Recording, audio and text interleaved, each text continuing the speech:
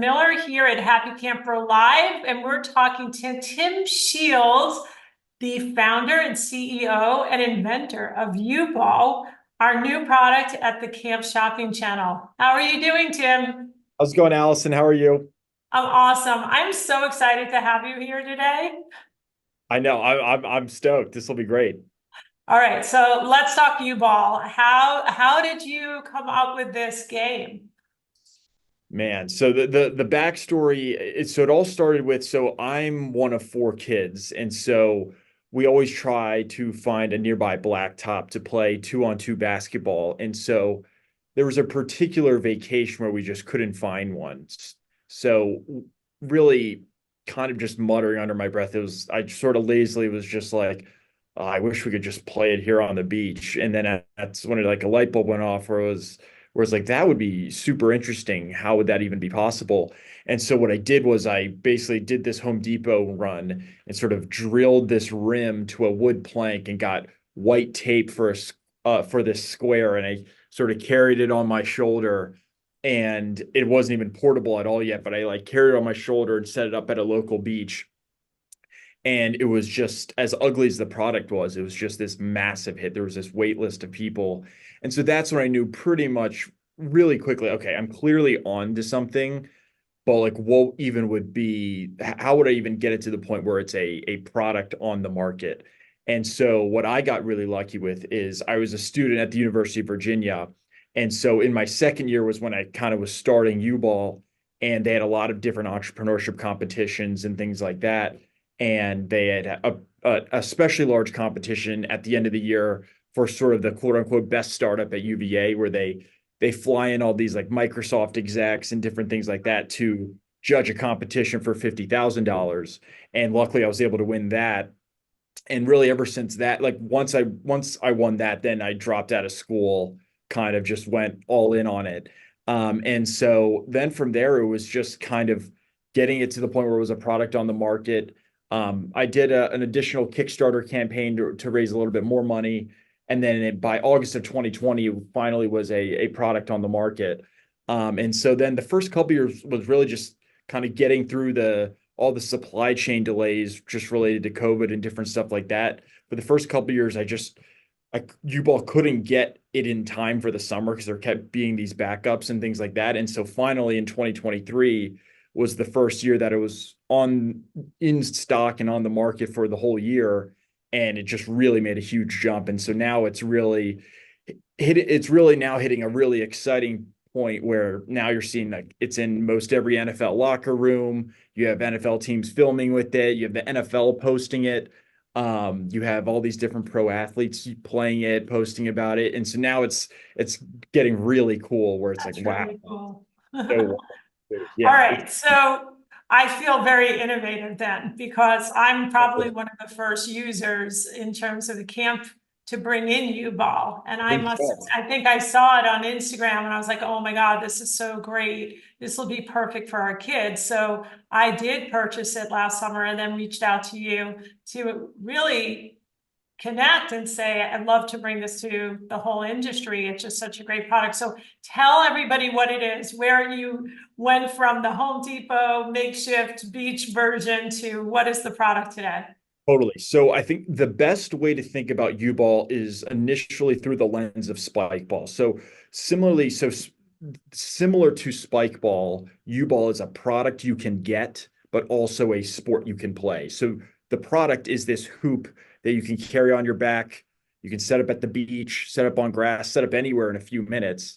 And the sport is a grass or sand version of basketball, where the way you play it is there's no dribbling. You get three steps, and it's generally played 3-on-3. And the best way to basically to explain the sport of U-Ball is what pickleball is to tennis, U-Ball is to basketball. A sort of a simplified, condensed version of a pre-existing sport that makes it extra fast-paced, extra accessible, and just really applies to now everyone. Right. Well, you talk about accessible, and I kind of look at that in a variety of ways. Because one of the things that I felt having this product at our camp this summer was that every kid could play. So it's not the normal rules of basketball, right? There's a different set of rules. So can you explain that and why it feels like more inclusive? Totally. So the biggest kind of difference in the way U ball is played versus traditional basketball, aside from just this, it's played on grass or sand versus like a court generally, is the fact that there's no dribbling in 3 steps. The ball, you basically catch it, you take 3 steps, and you either pass it or shoot it. And what it does is it really simplifies the game and makes it where really regardless of your skill level, you're going to be able to fit it in. You're not going to get exposed. Everyone of varying skill levels is going to be able to play together. If you want to do an all boys game, if you want to do a co-ed game, if you want to do a girls game, like it applies to everyone. And by removing the dribbling part, it actually makes it where everyone's kind of on a level playing field and no one's going to kind of get exposed if their skill level is not at a certain level, basically, versus when you're playing basketball, it's awesome. I love basketball, but if your ball handling is really bad, like you're gonna look bad. And so it's just what ends up happening is you have some kids that love the concept of basketball or things like that, but some kids are like, hey, I'm gonna hold off on playing here just because I'm gonna look bad. And that guy that has an amazing handle is gonna look really good, and I'm gonna look kind of uncoordinated. And so what you end up doing is you kind of remove a lot of people that would have been tentative to play, but now can because it's like, oh, I'm going to fit in just fine. I know I can catch a ball. I know I can take 3 steps, and I know I can pass it to someone. I'm going to look fine. And that's kind of what you saw with why pickleball really took off. Is Mhm. tennis is a harder version. It's like if you don't really know what you're doing in tennis, you're going to just miss the ball. Versus in pickleball, it's a much more simplified version of that where you're not going to get exposed. And because of that, it exploded because it applies to everyone now and everyone can sort of have fun with it versus you have to be kind of an expert to not look bad sort of thing. Yeah, and what is the scoring for the game? How does the game So it's work? ones and twos. So that any sort of basket closer is 1 point, and then there's a 2 point line. So when you're if you're playing on the sand, it'll be a little less exact. But the idea is instead of twos and threes, it's ones and twos. Okay. And then when you set up the court, your boundaries and things like that, how are those things established? It's similar. So the rough dimensions are roughly 55 by 45 feet, 50 by 45 feet, that general range. It's very similar to the profile of like a pickleball court from a dimension standpoint. Mhm. It's basically about half the length of a basketball court. So it's like taking a basketball court and condensing that length the same way pickleball condenses the length of a tennis court. That's perfect. I mean, for us, we took a sand volleyball court and we set up the U ball on half of the court, going the width of the sand volleyball Oh, court. It was totally. absolutely perfect, and the kids loved it so much that then we took the other half of the sand volleyball court and we set up another Yeah, set. that's So amazing. at that point, we had 12 kids playing in the game. How long does an average game last? I mean, it can vary. I mean, it's generally the way people usually play in the week. You kind of decide what score you want to play to. Some people say, "Hey, let's play first team to 7 points." When some people say, "Hey, first to 15." Some will say, "Hey, let's play a longer one. Let's play to 20." But generally, a game people aim to play a game in like 15 minutes. Yeah. But it's pretty variable there. So you could play 15 minutes. You could play an hour if you want. Right. And I think the nice thing was that with the two courts that we had set up, so we were looking at 12 kids playing, and then, it was like time to change over, 24 kids. You can have 36 kids in a tournament for a 50-minute period at a summer camp, and everybody's participating and everybody's Absolutely. playing. Super And easy to do. totally. And that's what we've done. Like we'll do tournaments, whether it's with a high school, with a middle school, we'll do them at colleges where people really love playing these sort of 3-on-3 tournaments where it's like you have a bracket, like who wins, like people love it. And then you just kind of keep the games moving. It's a ton of fun. Yeah, it's great. Can you explain the difference between the light version and the pro version?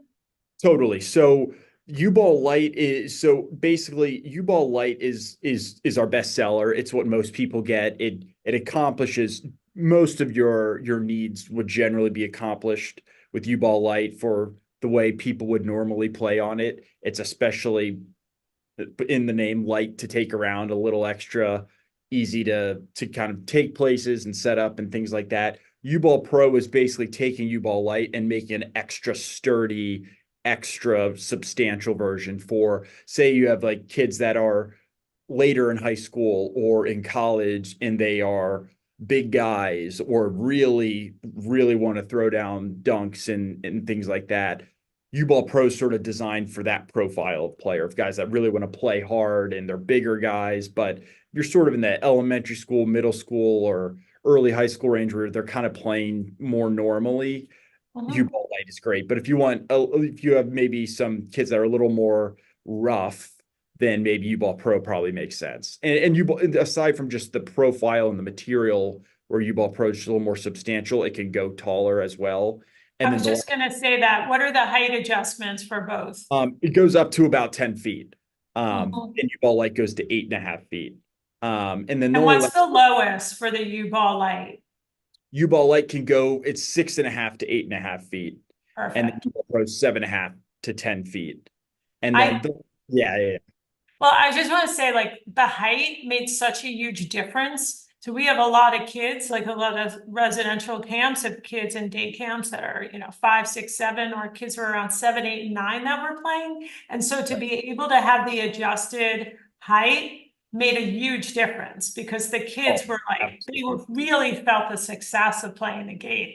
totally, because yeah, right, and it's exactly that. It's kind of running with the thing that U-Ball's trying to do, which is taking that pre-existing sport the way pickleball did with tennis and condensing it and simplifying it. And part of that also is not just the condensed court length, but the lower hoop itself is a part of that. It makes it especially easy to score. It makes it where yeah, you see like you see better like the result of your work a little bit quicker and more easily, basically. The other thing I noticed was that the kids weren't fighting. Oh There's yeah, a lot of arguing when kids are on the playground or playing totally. sports, but I think the game is simple enough that there wasn't a lot to argue about. It was either they passed, it wasn't like all the other rules in basketball where you're like, oh, it was, I don't know, I played And, basketball a and, tiny bit as a kid, but totally. And think about in and because I know coming from I play a lot of basketball just for fun. I love the sport. And one of the biggest fights you're always going to get into is, hey, pass the ball. Like, don't be a Right. ball hog. Like we're a team here. Because of the way it's played, there the no dribbling 3 steps. You literally, by definition, can't ball hog it. So everyone has to get involved. And so you're going to remove a big vertical of argument just by simply that rule setup. It's like designed to make it where you have to get people involved, and it makes it where the ball's flying around, everyone's working together. It's a team building paradise. Yeah, that is really great. And I was just thinking, so we were talking about sand and grass, and like, gosh, like seriously, whoever thought about playing basketball, in the sand or at Yeah, grass? Which really for a camp means you can play this anywhere. So you totally. can take any part of your facility. Now, I assume you can play it on asphalt as well. I Yeah, if you mean, want, yeah. right. So you can always put it on a court or take your existing basketball courts and add the U-ball courts on the side and expand your basketball facility. So there's a lot of possibility there. So to be able for a camp that has small space or camp just wants to get, to expand their facility in some way with a very low investment. And it is an investment, but the U-ball prices are terrific. And you've extended discounts to certain members and the camp community. So we appreciate that. Of course. And so with that, you can really expand your program very, very easily. Totally. And so yeah, it makes it where yeah, you there isn't a square inch of a camp facility that you would not be able to play this at. It's not like you need this very specific court setup that you have to like put all this work in to have it ready to even do that. I mean, grass is pretty much everywhere. If you have mainly just courts, you can set it up on still a more traditional court setup if you want. But playing on the grass or sand's generally the focus of UBall, like from a court style standpoint, but you can definitely set it up on a more normal court. The one last thing, not to keep comparing it to tennis, but the one last way I sort of describe it to people is the way when you play tennis, you can play it on different court styles. They have grass courts, they have clay courts, they have hard courts, different things like that. Similarly with UBall, you Yeah. can play it on a sand court or a grass court is the main kind of the main focus, but obviously you can do it on a more traditional asphalt if that makes more sense for that camp as well. Right. It just depends on what kind of activities that the camp is planning. And indoors, which is a big plus, right? So Yeah. basically provide a sand, um, like, help me out. So We're gonna right, have so to edit there. right, Okay, yeah, so so it talk comes about with what you provide. so it comes with these sand pouches that you would then just so if you're not using it on sand, if you're using it on sand, you just pack the sand that's there and it's really straightforward. If you're using it not on sand, like at grass or indoors or wherever, it comes with these sand pouches that you would fill them with the sand and then you can sort of just carry them and then you lay them on the base and then that'll provide the weight you need. Right. And it's sturdy. I mean, Yeah. Oh yeah. that's sturdy. It stands up and it was really easy. We put it in the sand, put it in there once and it stayed the whole summer. So it Yeah. wasn't something that we were constantly, oh, we got to go fix this. I No, mean, no, did it it'll be once. solid. Yeah, that's great. Well, it's such an exciting new sport, and I feel so cool now knowing I was like one of the first. I didn't realize it came The out in pioneer. 2023. I'm a pioneer camp director, and I think we're going to show the NFL that they are not the only ones that can find cool things to do. I can't believe. So, what about NBA locker rooms? Just the NFL?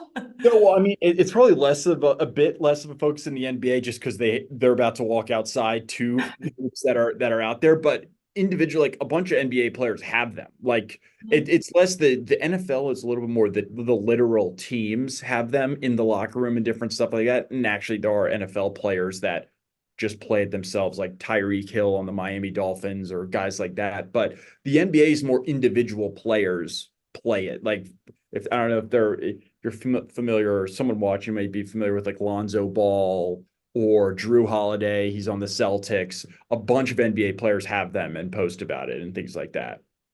How fun. It's awesome. Wow. It's crazy because I like grew up watching these people on TV and now they're like, hey, they're posting about UBall. That's crazy. That's crazy. Well, I want to talk about one other thing. I didn't tell you that we were going to talk about this, but it's really my own inspiration from our conversation is I work with people of play and on something called the Young Inventors Challenge. And it's the summer camp edition. The kids actually invent toys and games. And through this competition, it's actually a worldwide competition now. We do the summer camp edition. So kids can be inspired by you, Tim, to create their own game. What a great place, like a summer camp, to be inspired, right? And so we've had kids create all kinds of sports games and card games and other things. So I'm just saying, if a camp is out there that wants to learn more about the Young Inventors Challenge, you never know if you're going to have a Tim Shields come out of your camp and into an NFL locker room. That would be pretty cool. Really, actually, and to build on what you said, I'm a massive proponent of any type of program like that that sort of helps give a jump start to a young person with ideas. That's literally what happened with me at the University of Virginia is they have an awesome entrepreneurship program there. They have a lot of competitions that kind of make people interested in trying to win them and stuff like that. And they did a great job of giving young people with ideas the resources to try the resources and tools to try to bring an idea to life. And literally, if UVA didn't have that kind of program, I don't think I'd be able to get to this point because UVA had a lot of these entrepreneurship competitions. I had a lot of great advisors there. I'm a I will always sort of be the biggest proponent of programs that help young people with ideas. It works. Yeah, that's great. And some of the young inventors from this particular program, their games have appeared on Walmart and Target shelves. Its success has been incredible. So for me, it's just bringing that, in addition to your great product, it's bringing things into the world of summer camp that are out there that camp directors don't really know about. So I appreciate you being here on the Camp Shopping Channel podcast and sharing your story and sharing your great product and making it available to the camp industry through Happy Camper Live. And Awesome. we're just excited about UBall. Yeah, I appreciate it. It's awesome. I love the idea of UBall being involved with summer camps. I think it makes a ton of sense. I think the campers would love it. I'm really excited. That's great. And we'll just make sure if any camps get UBall, hashtag UBall so that Tim could see, right? All of is that your Yeah, either hashtag UBall or you could just say at UBall. At UBall, so Tim can see all the fun that everybody's having. And yeah, that's great. Thank you for being here, Tim, and we're excited to be working with you. Awesome. Thank you, Allison. Take a moment to shine.